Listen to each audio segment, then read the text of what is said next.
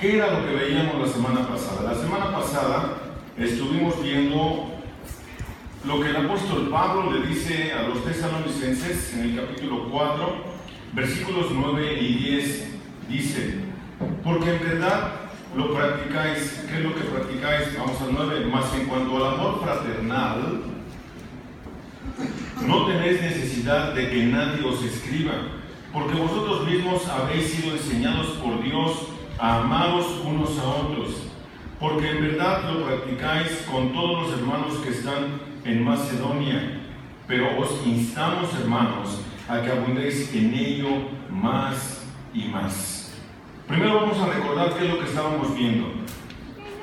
Pablo está instando a la iglesia de Tesalónica a que entre ellos se amen más y más y más y más. ¿Por qué razón? Porque, espérenme tantito.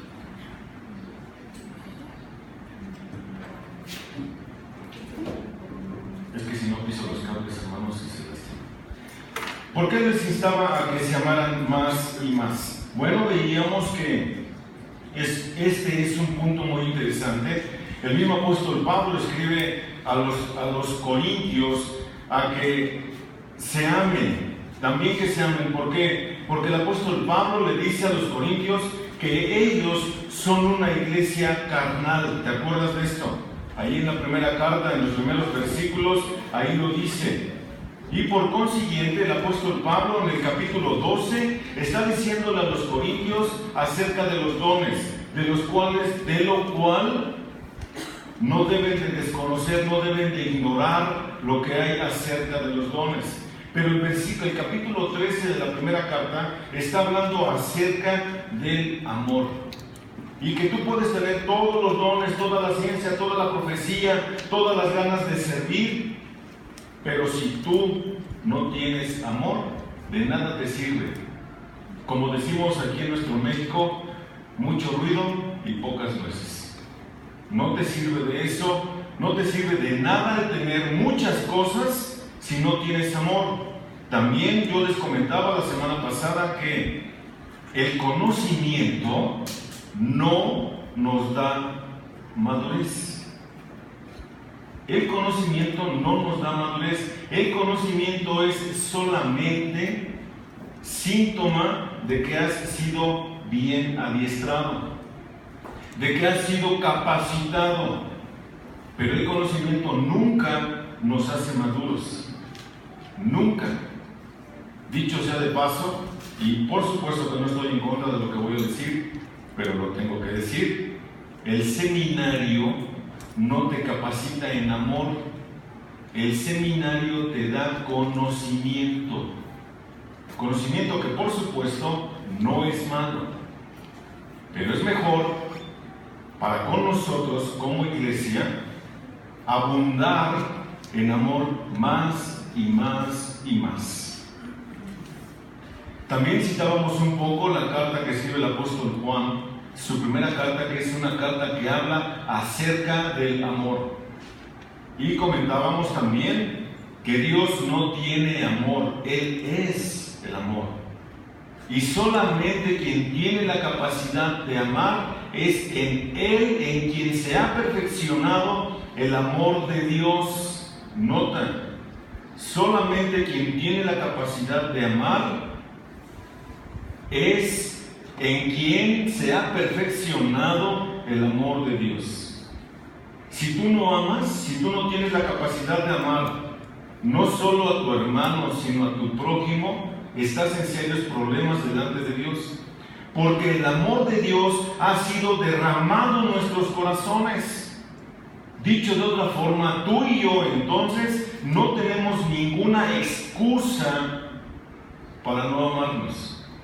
Ninguna, si en verdad habéis sido salvados por Dios. Esto decía el apóstol Pablo en la carta que escribe a la iglesia de Colosenses en el capítulo 3, ¿no es cierto? Si en verdad habéis sido salvados por Dios, no tienes ningún pretexto para no amar a tu hermano. Esto es a lo que el apóstol Pablo está instando. por supuesto la iglesia de Tesalónica, y por supuesto que tiene una aplicación perfecta para nosotros en nuestros días a esta iglesia cristiana Sola Gracia.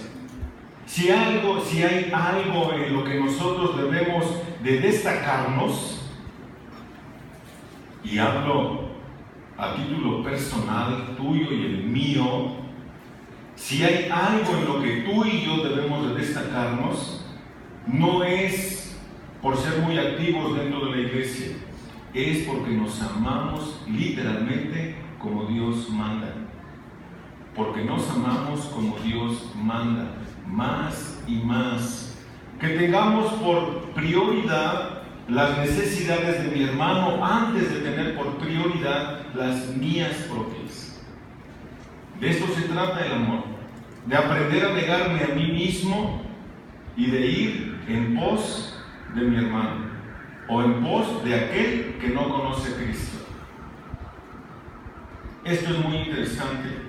Así que, hermano, esto es lo que vimos la semana pasada, así a grosso modo, muy rápido, y hoy vamos a ver la segunda parte de esta predicación. Esta predicación es titulada Una fe viva y práctica. Una fe viva y práctica. ¿Por qué? Porque la fe no es muerta, la fe no es subjetiva, la fe es objetiva. Y la fe se cultiva todos los días, o sea que es práctica, debe de ser práctica. Si tú y yo dejamos de practicar la fe, estamos muertos. El día de ayer fuimos al hospital, al Mónica Petrellini, fuimos a predicar el Evangelio ahí afuera del hospital, a repartir un lonchecito, una tortita, estaban bien buenas por cierto, una tortita con jugo y predicar el Evangelio. En la última parte que me tocaba a mí, aventé al ruedo a Samuel y le dije, vas a mí, órale, pues órale, sí voy, pues órale. Y se aventó Samuel a predicar el Evangelio a las personas que estaban allí. Y fue muy interesante ver cómo cuando Samuel termina, una persona se acerca a él y lo felicita, porque lo que le dijeron literalmente es, te admiro, joven, porque siendo tan joven, vienes y nos predicas el Evangelio a nosotros. Y Samuel, tratando de ser muy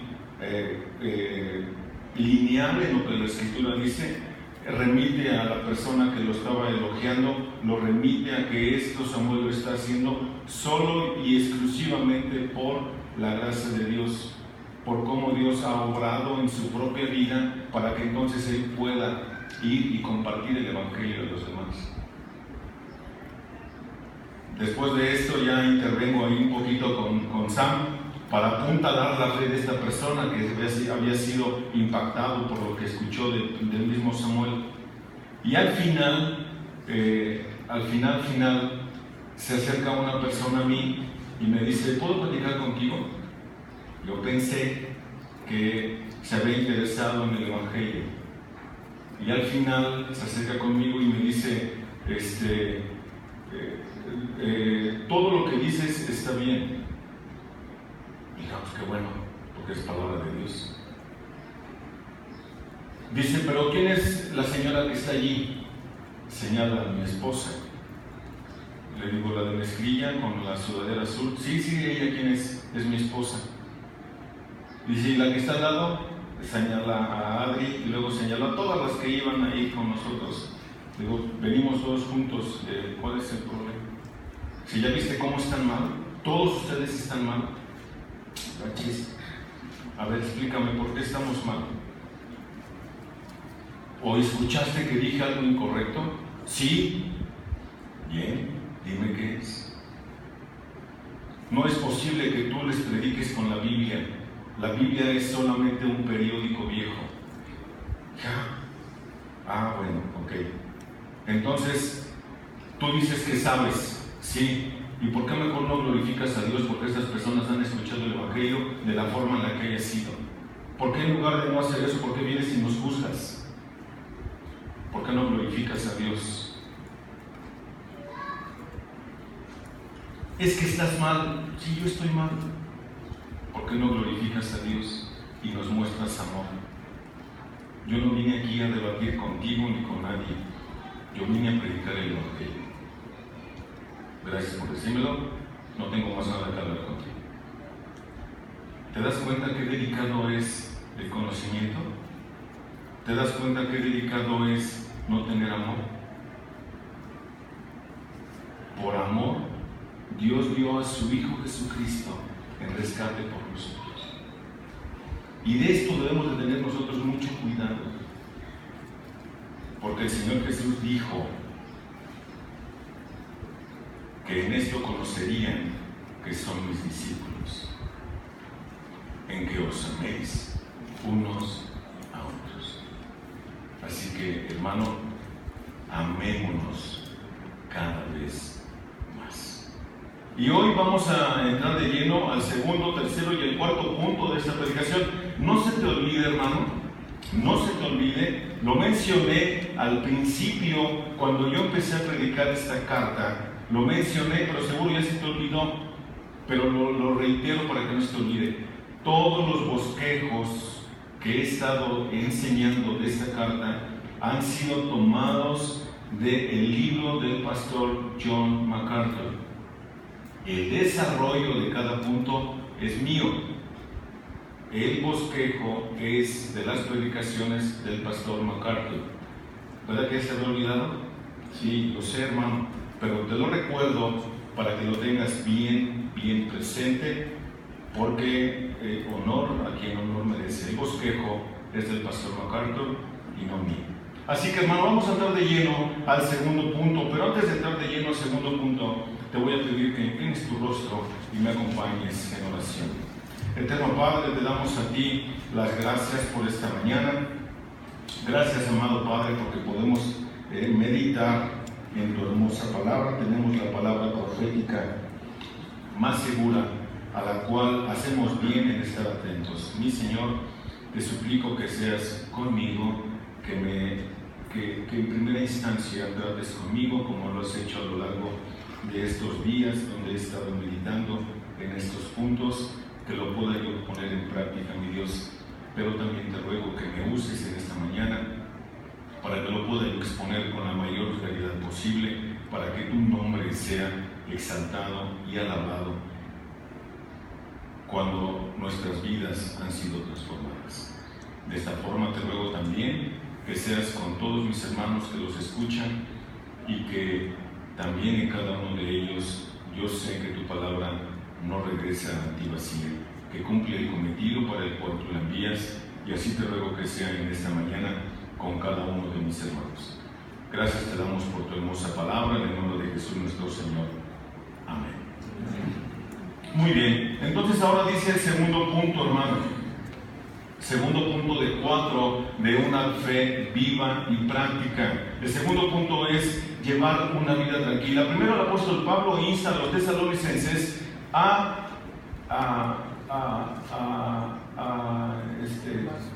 amarse más unos a otros, y después de que les explica el apóstol Pablo cómo es esto, les pide que lleven una vida tranquila. Y vamos a ver qué es llevar una vida tranquila. Dice el versículo 11: ya que tengáis por vuestra ambición el llevar una vida tranquila, y os ocupéis en vuestros propios asuntos, y trabajéis con vuestras manos tal como os hemos mandado.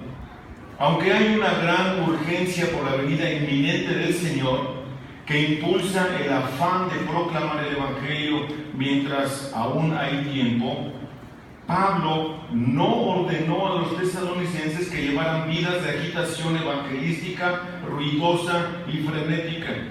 Pon mucha atención en esto. Pablo no ordenó a los tesalonicenses que llevaran vidas de agitación evangelística o evangelista, ruidosa y frenética. Pablo no mandó eso. En lugar de esto, como resultado de abundar más y más en amor fraternal, debían procurar tener una vida tranquila. Una vida tranquila. Pero ¿cómo puedo llevar yo una vida tranquila? Nota lo que dice el texto. y a que tengáis por vuestra ambición. ¿Qué es lo que ambicionamos, hermano? ¿Qué es lo que más ambicionas? ¿Qué es lo que más quieres en tu vida? En tu vida mundana. Mundana me refiero, aquí en el mundo. Estamos aquí. No te espantes ni te desgarres las vestiduras porque te digo mundano, porque estamos aquí en el mundo. ¿A qué es lo que más quieres aquí? ¿Una casa? ¿Un coche último modelo? ¿La mejor ropa? ¿Qué es lo que más quieres? ¿Eso es lo que más ambicionas? Eso te quita tu paz. Y eso te hace que no tengas una vida tranquila. Eso te hace ir y tener una vida de agitación, una vida ansiosa. Dice el evangelista, ¿no es cierto? Ya lo menciona Mateo en el capítulo 6 y capítulo 7, y lo menciona también el evangelista Lucas en el capítulo 7 de su evangelio. Dice, ¿de qué te preocupas? ¿Te preocupas por comer, por vestir? ¿No ves los lirios del campo?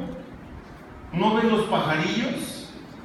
Ellos ni siembran, ni hilan, pero vuestro Padre que está en los cielos, a los pajarillos los alimenta, y a los lirios del campo, y a los lirios del campo, ¿qué les hace? Los viste, y dice, ni aun Salomón con toda su gloria se vistió como uno de ellos. ¿Qué es lo que causa el afán? Las preocupaciones, las ambiciones. Eso nos quita de la mirada y nos hace ver las cosas, nos hace tener la mirada en las cosas meramente temporales. Y tenemos que aprender, como dice Miguel Núñez, tenemos que aprender a ver más allá del otro lado de la vida. ¿Cuál es el otro lado de la vida? La eternidad, el cielo. Tenemos que aprender a ver allá. ¿Qué es lo que permanece de aquel lado? El amor. ¿Qué es lo que permanece de aquel lado? La vida tranquila. ¿Por qué? Porque en primer lugar estaremos o estamos en paz con Dios. Las riquezas y los afanes me desvían. ¿No dice el Señor Jesús? Y los gentiles son los que buscan todas estas cosas. No estoy diciendo que no trabajes. Pablo no les estaba diciendo a los tesalonicenses que no trabajaran y que se pusieran en una hamaca con alguien soplándoles ahí, con una coca bien fría. No, eso no dijo Pablo. ¿Por qué? Porque ni la coca ni existía todavía. ¿Por qué me atrevo a decir que eso no es lo que Pablo está diciendo? Nota lo que dice el versículo 11. Nota. Y ahorita lo vamos a desarrollar completo. Y os ocupéis en vuestros propios asuntos y trabajéis con vuestras manos. ¿Esto qué quiere decir? Otra vez, Pablo no está instando a la iglesia a que no trabaje. Más al contrario, que se ocupe de sus propias cosas. Pero entonces, ¿qué es llevar una vida tranquila conforme a lo que el texto me dice? Bueno, ya les expliqué un poco que no es, o más bien es quitarnos los afanes de la vida. Perseguir las cosas materiales, eso me va a llevar a una vida agitada, demasiado agitada. En esta frase, Pablo usó las dos formas del verbo de manera casi contradictoria. Procuréis, que es la palabra filotimeomai. ¿Y eso de qué me sirve si ni siquiera lo puedes pronunciar? Si yo pensaba lo mismo, hermano, pero es necesario estudiarlo para que veamos qué es lo que Pablo está diciendo aquí.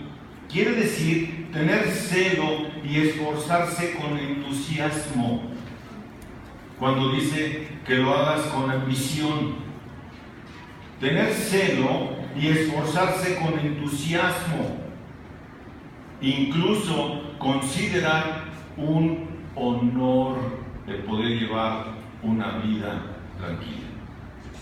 Una vida tranquila. Quien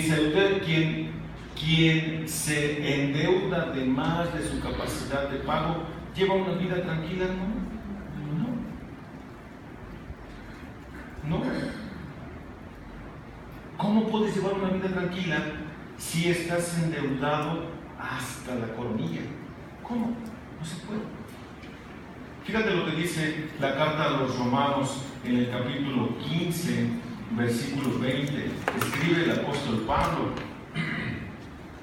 Carta a los Romanos, capítulo 15, versículo 20, dice: de esta manera me esforcé en anunciar el Evangelio, no donde Cristo ya era conocido, para no edificar sobre el fundamento de otro. El esforzarse, el ambicionar, es a lo que me estoy refiriendo. ¿Qué es lo que más ambicionamos tú y yo? Llevar una vida bien agitada.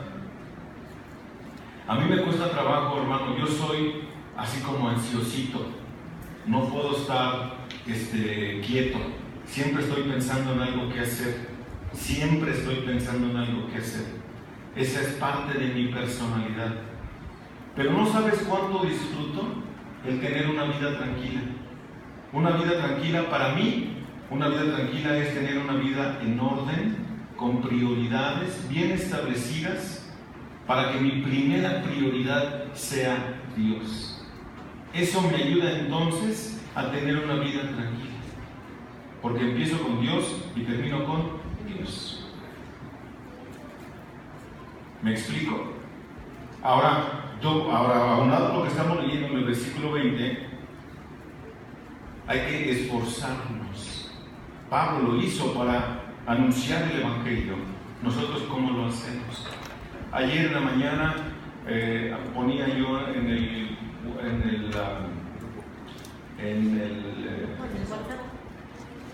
el WhatsApp de la iglesia, ponía, hermanos, los que vamos a oren, los que no pueden ir, porque entiendo que algunos trabajan todavía en domingo, en sábado.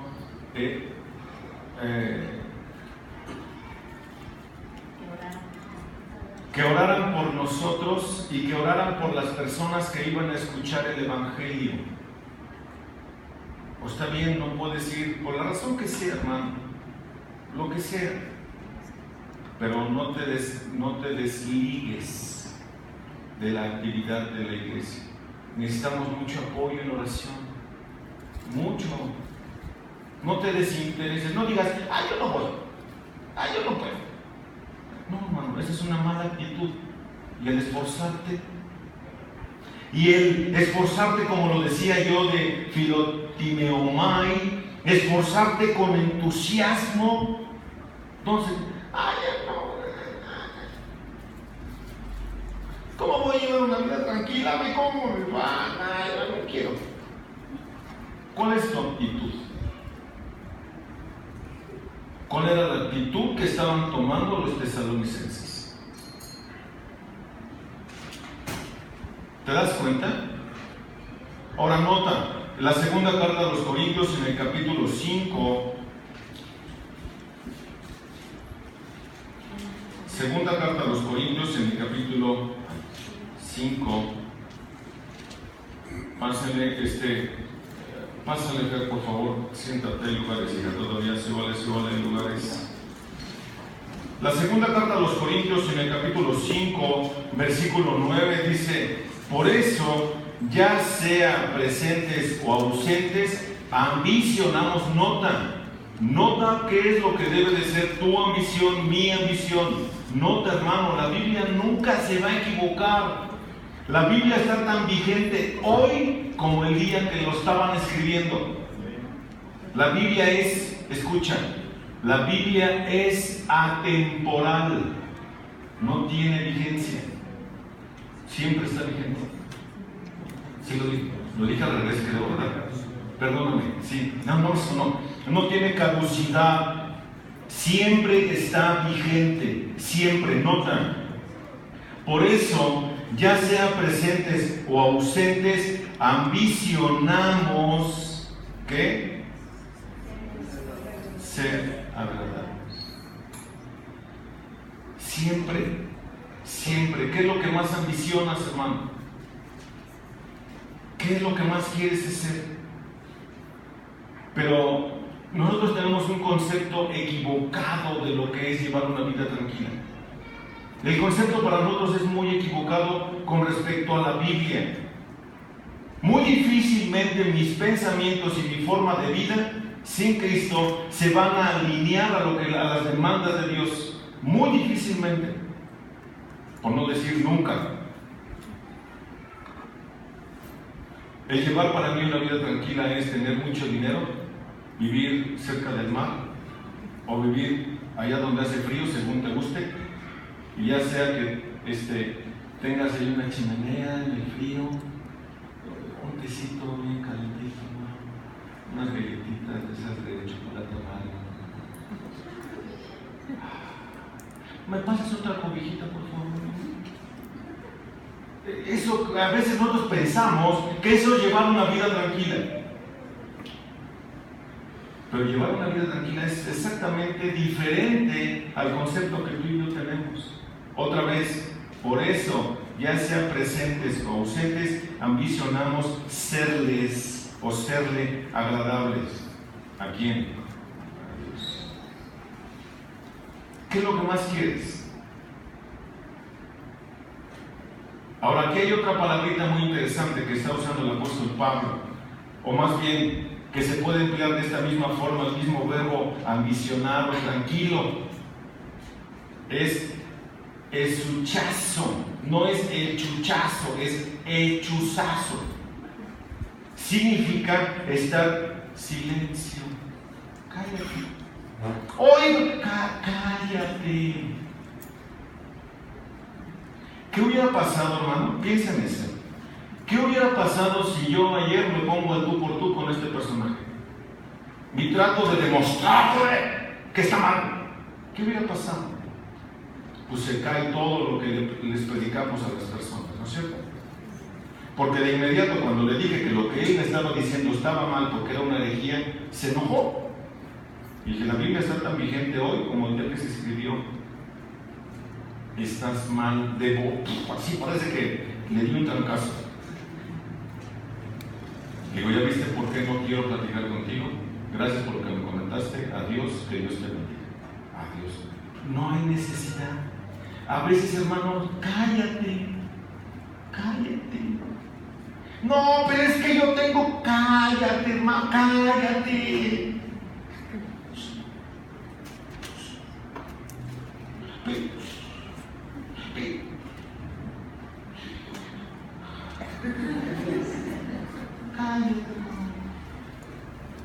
Pero es que yo mis derechos, ¿cuáles derechos? ¿Derecho a qué tienes? A quedarte callado porque todo lo que digas será utilizado en tu contra. Cállate. Hay que aprender, hermano. Hay que aprender. Eso es lo que le está diciendo Pablo a los tesalonicenses. Ahora sí, como dicen aquí en su pueblo, hermano. Y en el mío también, calladito, te ves más bonito. El que es alegón, no, pero cállate. Nada más cállate. Lleva una vida tranquila, cállate. Pero es que yo siento que me están pisoteando. Cállate, cállate. Nada más. Eso es lo que está diciendo Pablo aquí, hermano. No está diciendo que te defiendas como gato boca arriba. No está diciendo, cállate, hermano. Cállate. En los salmos hay una palabrita muy interesante. ¿Qué son los salmos, hermano? Cantos, ¿cierto? Son himnos a nuestro Dios. Y en los salmos aparece una palabrita. Ahí dice Selah. ¿Sabes qué es ese tiempo?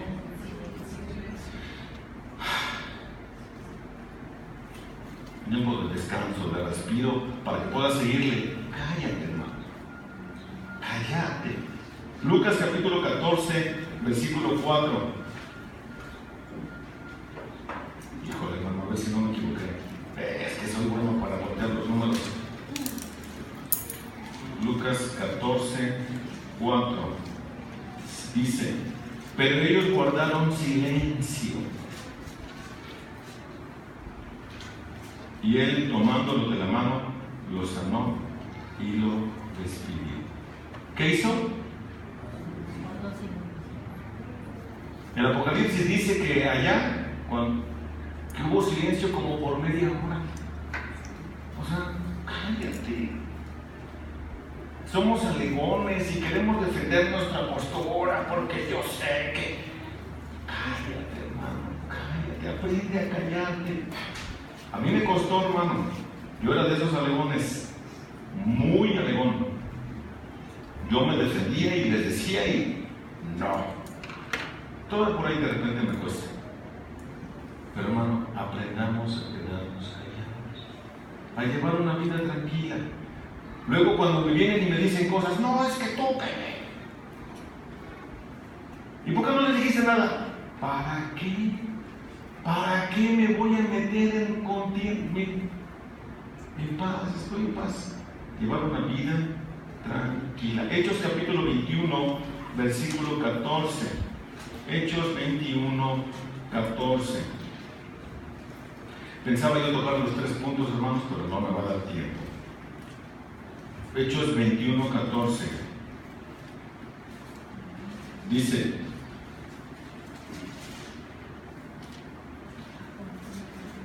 como no se dejaba persuadir, nos callamos diciéndonos que se haga la voluntad del Señor. ¡Wow! ¡Oh! ¡Ups! ¿Qué? Que se haga la voluntad del Señor. A este personaje ya le dije, si estoy mal o tú estás bien, o yo estoy bien y tú estás mal, que Dios juzgue entre tú y mí. Fácil. Que Dios juzgue entre tú y mí. A ver a quién le va a partir un rayo. ¿Para qué le digo? ¿Me explico, hermano? Eso es llevar una vida tranquila. Nunca debemos de hablar algo inapropiado, nunca. Primera de Timoteo, creo es, hermano. Ni porque escribo en la computadora luego me entiendo. Primera de Timoteo capítulo 2, a veces es ese, pues si no, era otro. Primera de Timoteo capítulo 2, versículos 11 y 12. Fíjate, no me equivoqué, hermano. Fíjate. Primera de Timoteo capítulo 2, versículos 11 y 12. Que la mujer siempre esté hable. ¿Quién dijo amén? ¿Cómo amén? No leíste el texto. Nota lo que dice el texto, hermano. Que la mujer aprenda callada. Fíjate. Callada y con sujeta. ¿Sí dice eso? Sí. ¿Tú no que debes estar sujeta? Pero no de esa jeta, sino de la otra. Nota lo que dice, hermano. Que la mujer aprenda callada, ¿con qué? Dice las Américas, hermanos. Les voy a leer las Américas para que no le hagas a tu marido. Oye, nada. Oye, vamos a ir acá como quieres. Tú dices que manda, ¿no? Tú dime. Fíjate, hermano. Fíjate, son bien lindas, mis hermanos. Todos. Yo nunca he visto que alguien responda así. Claro, eso yo me imagino que puede llegar a ser. Me lo imagino, nunca lo he visto, hermano. Sí. No, eso pasa en Marte. No en otra iglesia. Que la mujer aprenda calladamente con toda obediencia.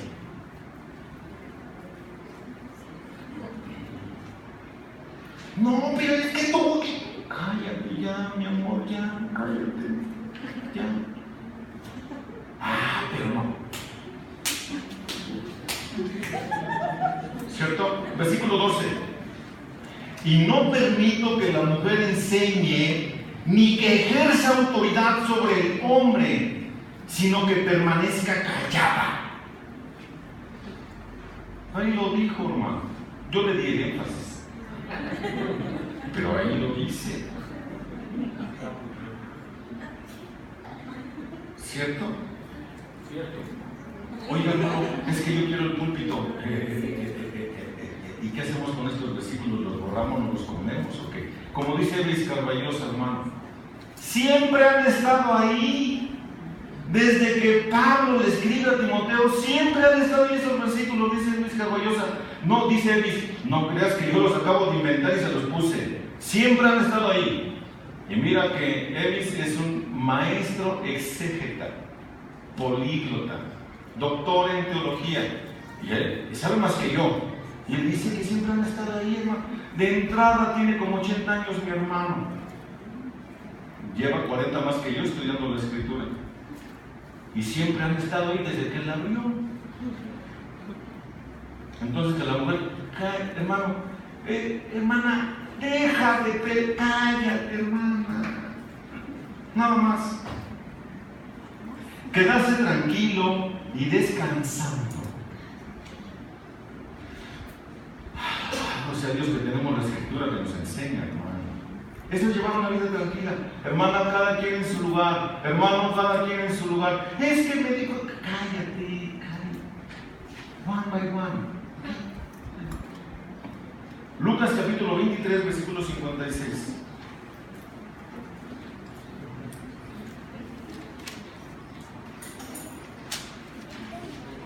Lucas 23, 56. Esa frase que usa ahí el apóstol Pablo, creo que ya lo enseñé aquí. Cuando esa frase que usa Pablo ahí en Timoteo, en el texto que vamos a leer, el versículo 12 del capítulo 2 de la primera carta, que dice que no permito a la mujer que hable en la congregación, ni que ejerza dominio sobre el hombre. Ese dominio es de una lucha grecorromana, donde le haces espaldas planas y le cuentas, te vencí. Eso es exactamente lo que Pablo está diciendo en ese texto. No hagas nada en la iglesia, mujer.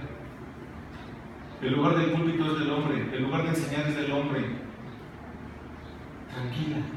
¿Quieres enseñar? Ahí está la escuela dominical de niños y está el grupo de mujeres. A los hombres no, porque violamos este principio. ¿Ok? Ahora nota lo que dice el evangelista Lucas en el capítulo 23, versículo 56.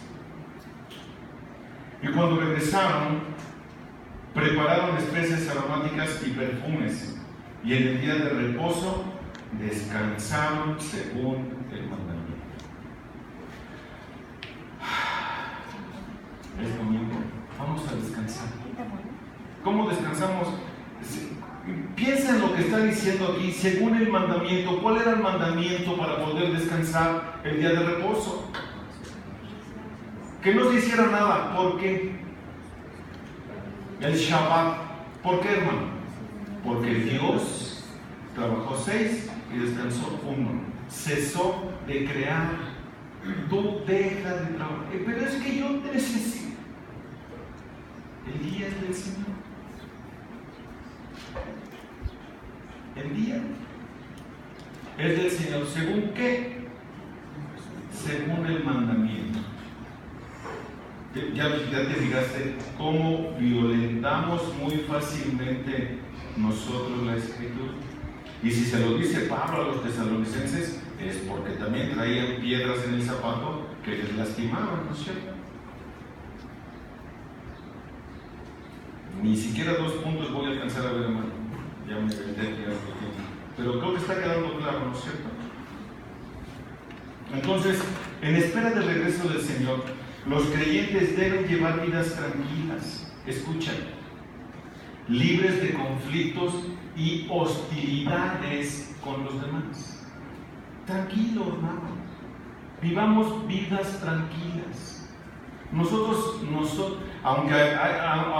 aunque habemos algunos que somos de temperamento así medio mecha corta y otros ni mecha alcanzaban, así súper, nos manda la Biblia a ser pacificadores. Tú y yo somos pacificadores, ¿sabías?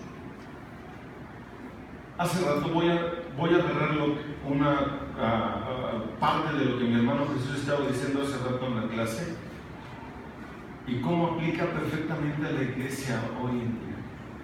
¿Cuál era la principal función de un sacerdote en el Antiguo Testamento? Interceder por el pueblo. ¿Nosotros qué somos, hermano?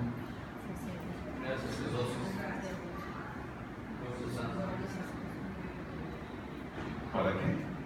Para anunciar las virtudes de aquel que nos sacó de las tinieblas a su luz admirable. Somos sacerdotes, ¿no es cierto? Real sacerdocio, nación santa, esos somos nosotros, ¿cierto? Sí. ¿Sí o no, hermano? Sí. ¿Eso eran los tesalonicenses? Amén. Eso quiere decir entonces que ahora tú y yo somos mediadores entre el pecador y Dios, porque llevamos un mensaje de paz entre el pecador y Dios. No porque seamos muy buenos, lo que es bueno es el mensaje que llevamos. Somos o debemos de ser pacificadores, no solamente porque no nos metamos en conflicto entre nosotros, sino porque llevamos un mensaje que ayuda al pecador en ponerse ¿sí está bien? En ponerse en paz con Dios. Exacto, para que se puedan reconciliar con Dios. Eso dice el apóstol Pablo. ¿Te das cuenta qué papel tan grande tenemos tú y yo aquí? ¡Qué grande!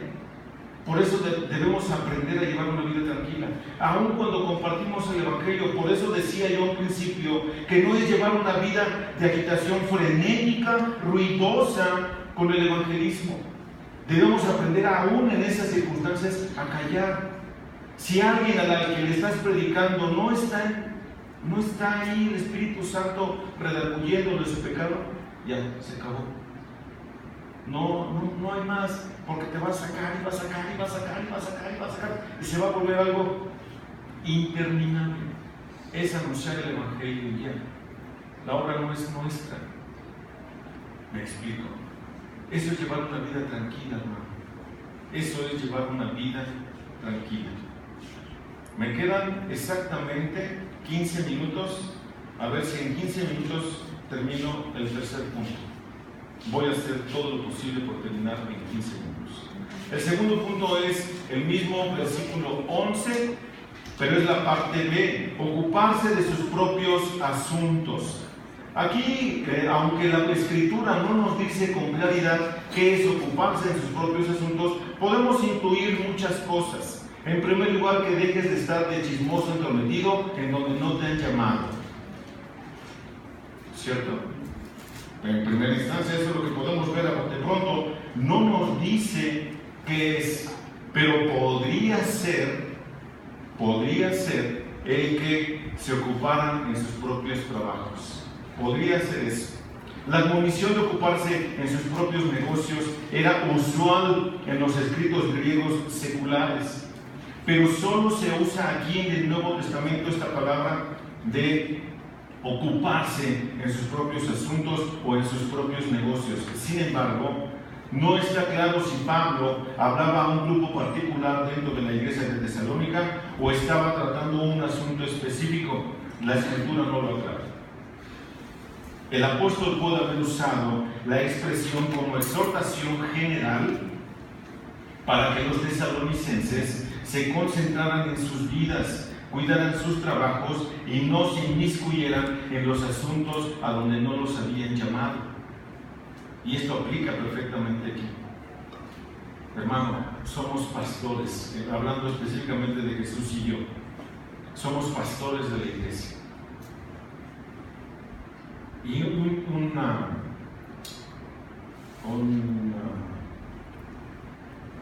dicho, no sé si sea un dicho, pero bueno, algo que les quiero decir es, ya se los he dicho en otra ocasión, pero lo voy a mencionar hoy también. Hermano, tú no te comprometes con la iglesia, nosotros no nos comprometemos contigo. Tú eres un asistente de domingo, está bien. ¿Por qué? Ay, qué feo soy pastor, ¿por qué nos dijo esto? Te lo voy a explicar por qué. Porque generalmente quienes no se comprometen con la iglesia son los que están, pastor, ya tengo problemas, pastor, es que ya se enojó, pastor, es que, ¿y ahora cómo le hago aquí y ahora pastor, ¿cómo le hago para acá? Y ahora pastor, ¿cómo? Son los que más demandan atención, pero no se pueden comprometer.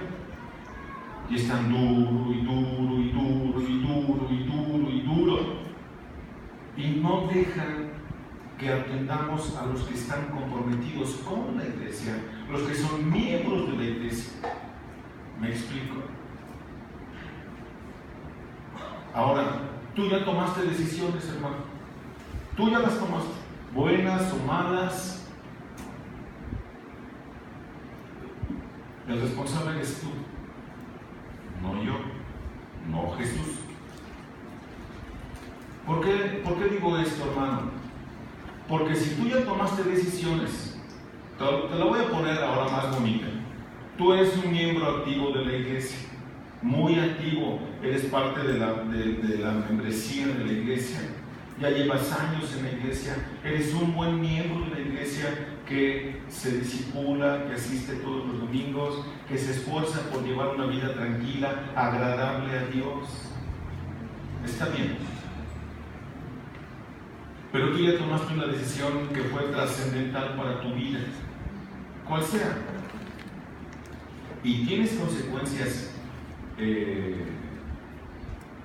negativas, hermano. Si tú no vienes y nos consultas a nosotros no nos vamos a ir a entrometer. También sabemos respetar. Si tú no veniste a decirnos es porque no quieres escuchar un consejo o porque sabes que lo que te vamos a decir es contrario a lo que tú estás haciendo. ¿Me explico? Yo no voy a ir a donde no me llaman.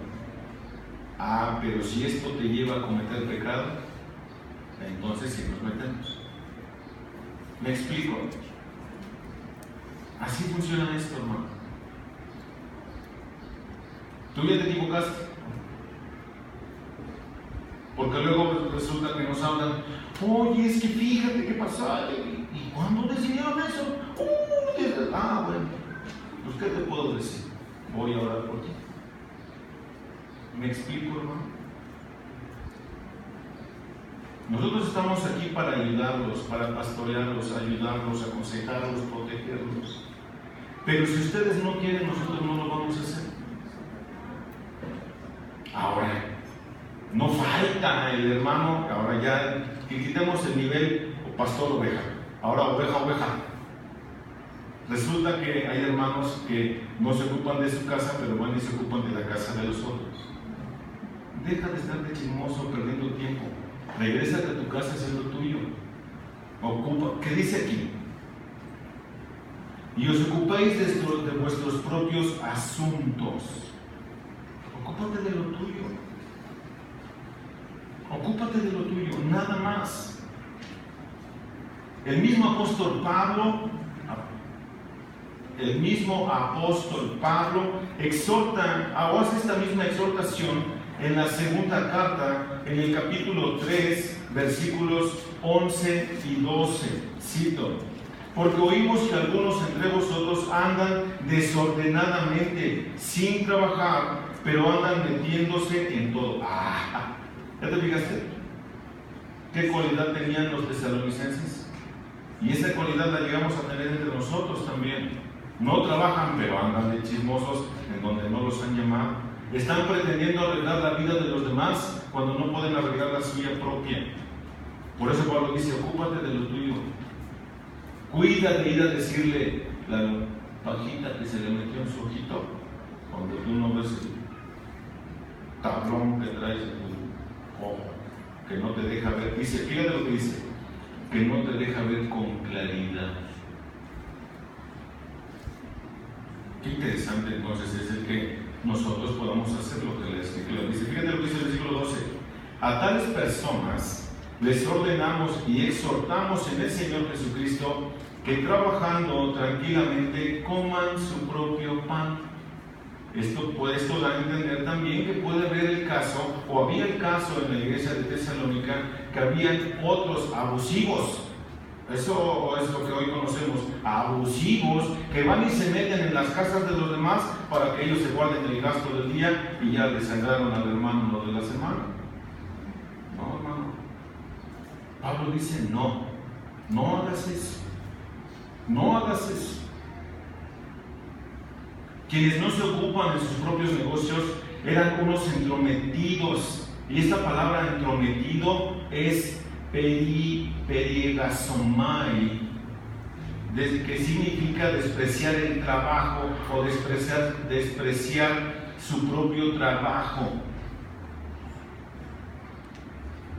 ¿Qué quiere decir esto también? Que van y corren para inmiscuirse en los problemas de los demás, porque ni siquiera tienen la capacidad de resolver los suyos, mucho menos tienen la capacidad de resolver los problemas de otras personas. Otra vez, creo que lo mencioné hace 8 días, ya ni me acuerdo dónde lo mencioné, pero el punto es, para que tú puedas ir a aconsejar a alguien, ayudar a alguien, no me opongo a que lo hagan, hermanos, somos un cuerpo de Cristo. No, lo dije mal, no somos un cuerpo de Cristo, somos el cuerpo de Cristo, es muy distinto. Y tenemos la responsabilidad de unos a otros de estimularnos unos a otros al amor y a las buenas obras, ¿no es cierto? Eso es entre todos, estimularnos al amor y a las buenas obras. Pero para que tú puedas ir a ayudar al otro, le vas a dar un consejo, hermano, nunca le digas lo que tú crees, nunca le digas lo que tú piensas. Si vas a ir a darle un consejo, abre la Biblia y dile lo que la Biblia dice. Es Dios quien va a ayudar a la persona. Si tú hablas de tu propia cuenta, seguro se va a equivocar. Seguro. Dile la Biblia, enséñale Biblia. ¿Me explico? Hagamos a un lado nuestro orgullo, hermano, y prosigamos a lo que tenemos que hacer. ¿Ok? El antídoto de tal comportamiento poco sabio e indisciplinado era que los tesalonicenses se dedicaran diligentemente y fielmente a sus propias ocupaciones. Como dice Gálatas en el capítulo 5, Gálatas capítulo 5, ¿no es cierto? Gálatas capítulo 6, versículo 5. Ya ven que tengo los ojos otra vez. Gálatas capítulo 6, versículo 5. Porque cada uno llevará su propia carga. ¿Qué significa esto? El contexto de esta carta, de este capítulo, es que el apóstol Pablo está diciéndoles que si alguno es sorprendido en alguna falta, fíjate lo que dice, hermanos, si alguno es sorprendido en alguna falta, vosotros que sois espirituales, restauradlo en espíritu de mansedumbre, o como dice la versión que tienen ustedes, la Reina Valera, dice con espíritu de mansedumbre, restaurado en espíritu de mansedumbre, mirándote a ti mismo, no sea que tú también seas tentado. Dicho de otra forma, hermano, otra vez, el conocimiento no te hace maduro.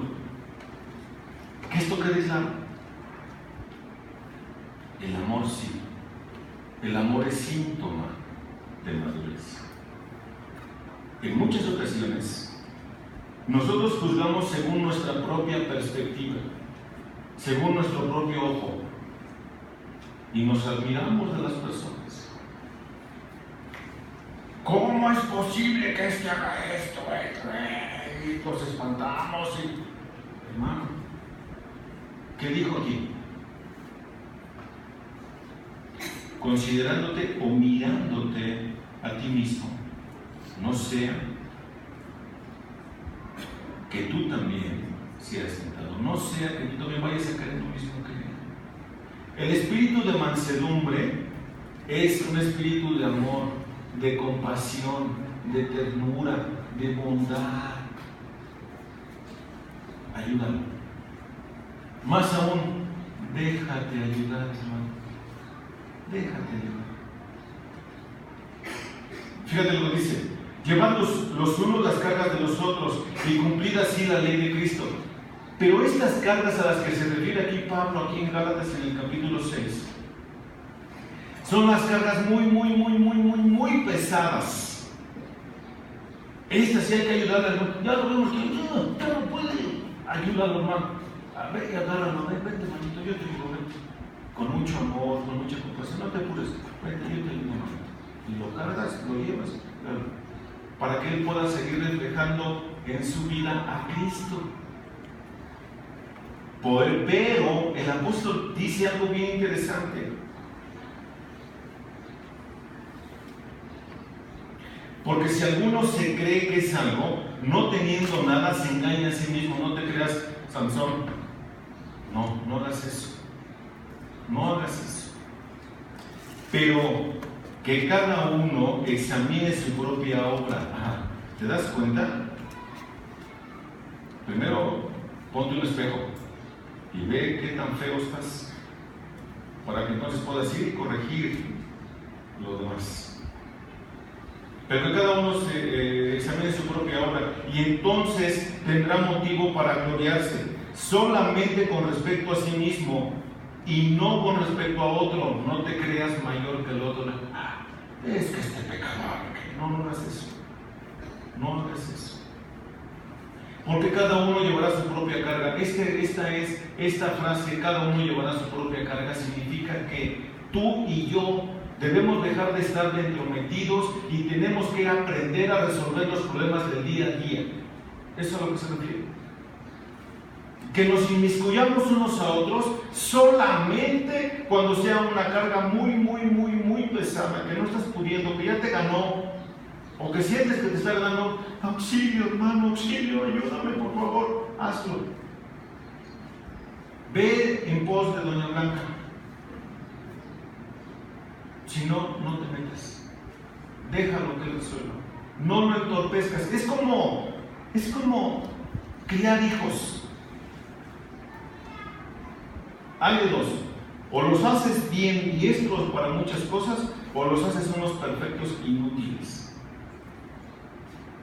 No hagas eso, mijito, porque te vas a lastimar. No hagas esto, mijito, porque no hagas esto. Ya no le das que hiciera nada.